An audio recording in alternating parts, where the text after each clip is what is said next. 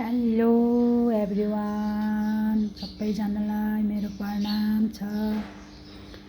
आज म 2-4 कुरा भन्न आएको, टाइम लाएर सुन्नुहुन्छ भनेर इच्छा जताइकन यो भिडियो बनाउँदैछु हो। हजुरहरूलाई कस्तो लाग्छ के भने नि, यो हाउसवाइफ भनेको जिन्दगी नि, यो गृहिणी भन्छ है। अनि यसलाई चाहिँ म चाहिँ कस्तो रूपले हेर्छु भने नि, घरि होइन, बिहानदेखि उठेर बेलुकासम्म त्यो रात नपरुन्जेलसम्म पकायो खिलायो, भाँडा मोल्यो अरे, लुगा धुयो अरे, घर सफा गऱ्यो अरे, कसको कसरी चित्त बुझाउनु पर्ने त्यसरी गऱ्यो अरे, घरकै परिवारको लागि होइन।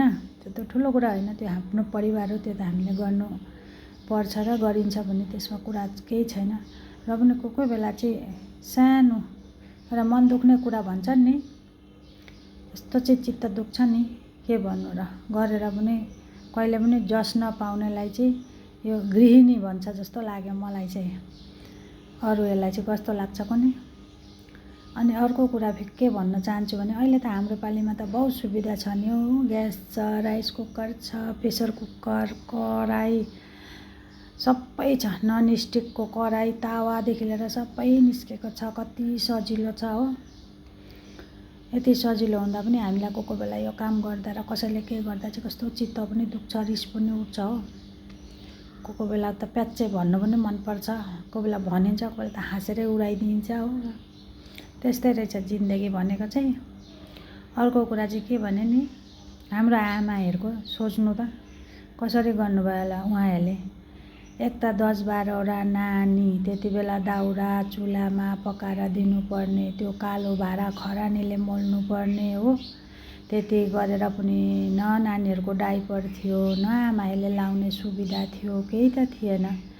त्यति गरेर बिचराहरू फेरि बुढाहरू, फेरि मै हुँ भन्ने बुढाहरू, त्यतिखेर बेलाको बुढाहरू एउटा केही न हेल्प गर्ने बुढीहरूलाई हो, कमाएर ल्याइदिएको छु मै हो, त नाथे घरकै काम गर्ने हो भनेर सोच्नेहरू बुढाहरू चाहिँ त्यस्ता थिए त्यति बेलाका।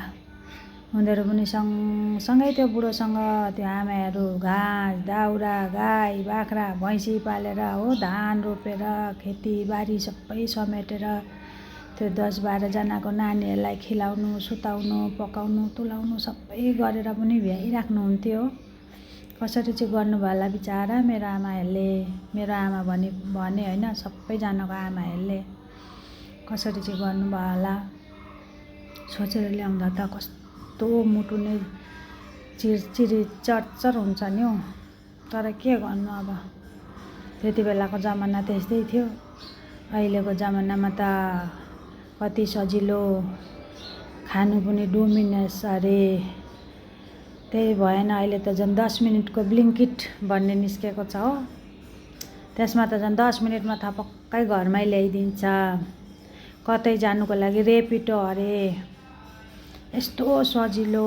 त्यति बेलाको जमानामा जहीँ जाँदा पनि खुट्टाले, त्यो भगवान्ले 2टा दिएको छ नि खुट्टा, त्यसले हिँडेर जानुपर्छ भन्थे बुढाहरूले हो। आमाहरू त्यहीतिर लागेका थिए। बिचरा आमाहरूको सोच्दा त झन् सोच्नु त, हाम्रो त जिन्दगी स्वर्ग नि हो। हाम्रो भन्दा पनि अहिलेको नानीहरूको त झनै स्वर्ग। जे होस् भाग्यले गरेको नानीहरू, अहिलेको नानीहरूले चाहिँ भाग्यमानी। यिनीहरूले चाहिँ बहुत ठुलो राम्रो काम गरेर आएका थिए होला नि, सबै सुविधा पाएको छ नि हौ।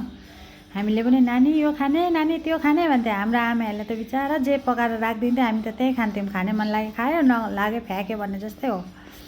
त्यस्तो थियो त्यो जमाना र यो जमाना चाहिँ। यो जमाना जस्तो अहिले चाहिँ हामीलाई धोका लाग्छ नि हौ।